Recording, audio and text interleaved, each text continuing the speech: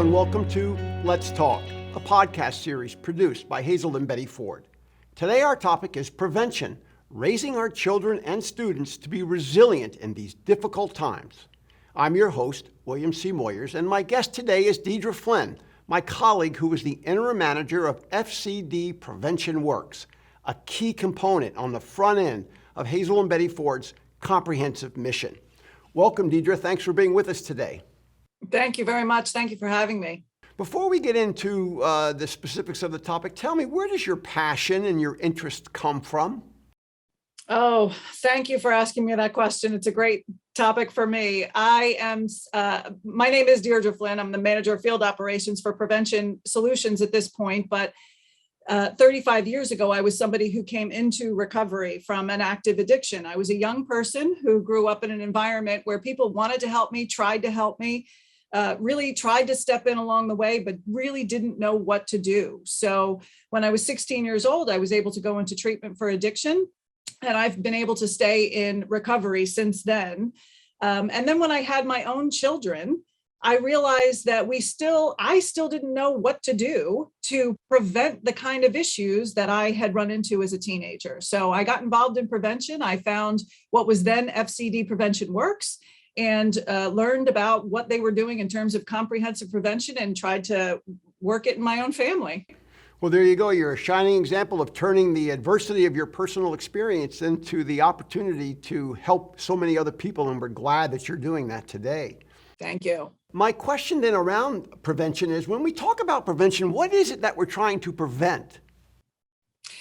That is a really good question. And at Prevention Solutions, we see prevention as something that happens from before the time someone is born up until the time that they die. So we are doing prevention throughout the lifespan.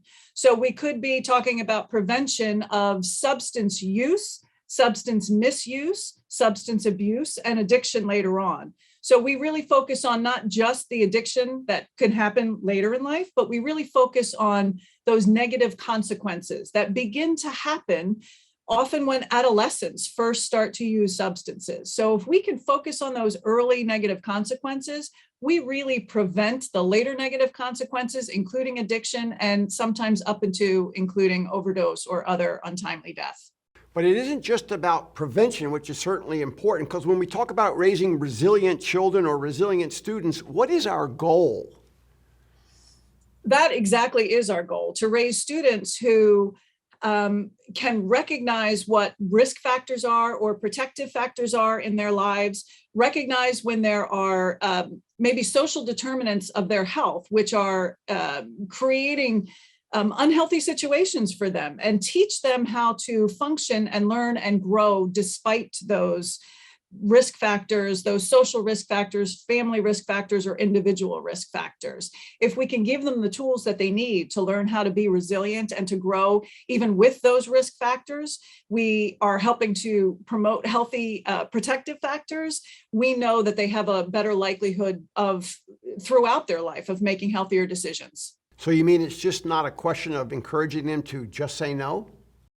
It's not. I have to say that for a long time, that was a belief about what prevention was. We need to tell our children to just say no. And if we punish them in just the right way, if they don't say no, then they will make healthier choices. And what we now know is that is just an ineffective way. It's not proven. It doesn't work in terms of helping to keep kids away from the kinds of behaviors that we are trying to prevent. So what we do is we provide them with nurturing protective factors. We help them identify their risk factors, help them identify what's healthy and unhealthy behavior. And if we give them the tools that they need to make healthy choices and to be resilient in those circumstances that they can't change, we actually do create healthier outcomes. What a time to be doing this kind of work. I mean, every generation of young people has its own challenges, and we are somewhat coming out of the pandemic, but there's all kinds of consequences and fallout as a result of the pandemic. Would you say, Deirdre, that this is probably or perhaps the toughest set of challenges that young people have faced in a long time? I have to say this is certainly one of the most significant community, global, worldwide challenges that certainly we faced in recent history. And I think what we're seeing is that it is largely taking its toll on many people as individuals and many communities in our society and globally. We have seen a lot of changes. Unfortunately, the big data that we need to really approach this in an evidence-based or an evidence-driven way takes time. So we're working to try to make sure that we understand what those changes have been and how to best provide support for our communities as well as our young people with small bits of data and with data that may not be wholly accurate or may not be complete at this point in time. So it is a challenge for not just the individuals and not just our adolescents, but for the people who are trying to keep them healthy.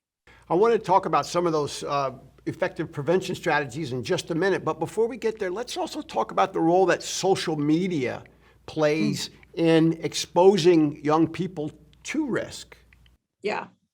We have known for a long time from research that adolescents who are exposed to more social media have unhealthier attitudes in many areas, more risky attitudes in many areas. And we see very clearly that adolescents who are exposed to more messaging on social media, for instance, about vaping, are at significantly greater risk of trying and continuing to use vaping products, so electronic nicotine delivery systems. So we know that social media will affect them. And one of the strongest pieces of research that we've seen come out of this sort of COVID social distancing lockdown era is that not just adolescents, but adults who are exposed to continual social media messages about COVID tend to have more anxiety and depression. Those who are exposed to more sort of factual and news-based pieces of information about COVID tend to report less anxiety and symptoms of depression. So we know very clearly that social media can create fear and unhealthy attitudes that will lead to sort of those feelings of anxiety and depression. If we limit that, we can actually change how people are experiencing that. Let's move from the problem, from the challenges to the good news, the hope, the effective strategies. What are some effective prevention steps that parents can take at home? Yeah, there are a lot of them, and that is the good news. Much of the conversation around prevention for many years has been very disempowering for parents. We've told parents for many years that you can't trust your children and you don't know your children well enough and you need to be afraid. And they have felt very much like they don't know what to do. Just saying no isn't working. So what do we do? So what we know is that there are a lot of effective strategies. And we have seen very clearly that the research, even during COVID, points to the idea that some students are having healthier outcomes during the social lockdown period and during the COVID period. And those are students who are reporting that they're spending more time with family, that they're sleeping longer hours, that they are not rushing from activity to activity, and they are engaging with their friends in a more controlled and limited way. And so we see that those protective factors that parents have been trying to put into place regularly over the years are still effective during COVID. Now, not everybody has all of those protective factors, but we know very clearly that when parents are trying to nurture some of those protective factors, like connection to trusted adults within and outside the family, when they're trying to nurture a feeling of connection to school and community, not just a feeling of being there and being a part of, but being connected to school and community, and to having factual-based information about all kinds of health risks actually produces healthier outcomes over time. So parents have some control and some tools that they can use. What role do schools play in effective prevention and helping to raise resilient students? Schools play a really strong role, and one of the most effective ways that they can work towards prevention is they can be focused on creating a comprehensive prevention plan for a community. School is one of the few places where a lot of things and a lot of people and a lot of ideas and a lot of cultures are all intersecting in one place. And you can create there a climate and a culture of health and prevention that it's hard to create outside of that. Not everybody in a community goes to the same church. Not everybody in a community is a part of the same groups. Not everybody in a family lives in the same house. But everybody in a community tends to be connected to the schools.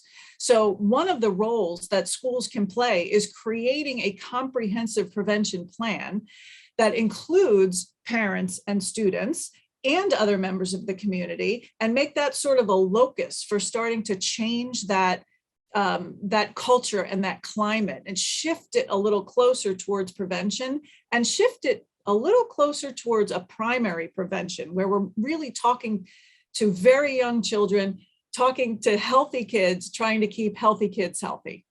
We only have about 5 minutes left. I've got a couple other questions for you, but just to follow up on what you just offered, does that mean that the responsibility and the role of practicing or teaching prevention falls on the teachers? I would not say it's fair to say that it falls on the teachers. I think educators are educators. And if we give them the tools that they need to educate about substance use and misuse, they will be able to do so really effectively. I think the other thing schools can do is help educate parents so they can play their role. But the truth is, parents aren't necessarily educators. So they can teach children about the substances that they may encounter, but even more effectively, they tell their children what their thoughts and their feelings are around those substances. So everybody's got a role in prevention, and those roles are all key. And if educators can learn and have the tools that they need to effectively educate on alcohol and other drugs, let's give them those tools. Deirdre, when we talk about risk factors, specifically, what are we looking at? Risk factors can be seen at a lot of different levels. So there can be individual risk factors, there can be risk factors in the family, and there can be communal risk factors. So individual risk factors might be something like, for a middle school child, are they getting along with their peers? Do they struggle academically in school? Are they connected to activities outside of school? And do they have trusted adults? So at the family level, it's things like, do their parents have extra harsh parenting techniques, or is there substance use and abuse within the family that might be concerning? And then at the communal level, there's things at school. So is there effective classroom management in the school?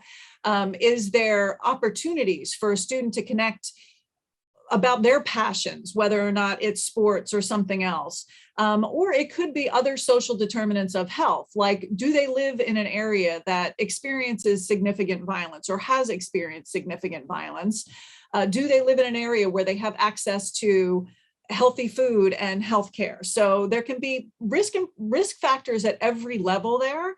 And very often we focus on the individual risk factors. Do they have anxiety? Do they have a genetic propensity for addiction? But there are a whole stream of risk factors which we can focus on. And if we can reduce or at least address those risk factors, we can create healthier children overall. So what are the healthy behaviors that counter that? So there are lots of healthy behaviors or sort of protective factors that we see. And so they very often are just the flip of what we see for risk factors. So for individuals, it's, do they find some success at school? They don't have to be straight A students, but do they find some success at school? Do they feel connected? Do they feel valued as a person by the teachers at school? Or on the communal level, do they feel safe and secure? Do they feel like they can engage in a life with their community that's really nurturing for them? So some of those behaviors that we see, those risk factors that we see, become the healthy behaviors on the other side. And those coping skills that we want our children or our students to have, can you detail those for us? Sometimes I think we discount some of those coping mechanisms because they seem so simple or they're so ubiquitous. We talk about them all the time, but some of the easy grabs that we see are teaching our children how to recognize symptoms of nervousness that later will become anxiety, teaching them how to recognize their emotions and their feelings and name them early on. And then teaching them things like how to talk to one another when you're having an argument, or how to breathe deeply in a way that will change the neurobiology and lower your anxiety levels, or how to do some kind of exercise for fun.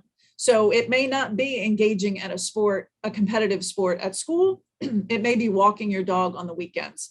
So there are lots of healthy behaviors that we can encourage in our children. Often what we are encouraging becomes work for them. So we expect them to be involved in sports all year round because we know that connection to school and connection to exercise are good things, but we also have to engage their passions. So they might need to relax and just find something that they love to do that's also exercise. And we need to nurture and encourage and make space for that. And really supporting those coping skills that we hear about all the time, but it's kind of hard to buy into because they're so common. Those we know work. We know that, FCD has been around a long time, long before it became part of Hazelden Betty Ford's mission. I think that was back in about 2013. I remember when I traveled there to meet the team, I was bowled over by not just the knowledge, but the passion by which your team does its work and pursues its mission. And it's so nice to have FCD Prevention Works on the front end of our mission at Hazelden Betty Ford. So you've been around a long time doing this work. You're clearly passionate and knowledgeable about it. How do we measure effectiveness? How do we know that FCD prevention works? We have been around for a long time. FCD has been working in schools since 1976. We started in one school in Massachusetts, and within 1 year, we were working internationally. And what we saw over the years was that we were following what other people in prevention were already doing. And that wasn't always the most effective strategies. And we had all this information from schools about what they needed and from families and communities about what they needed.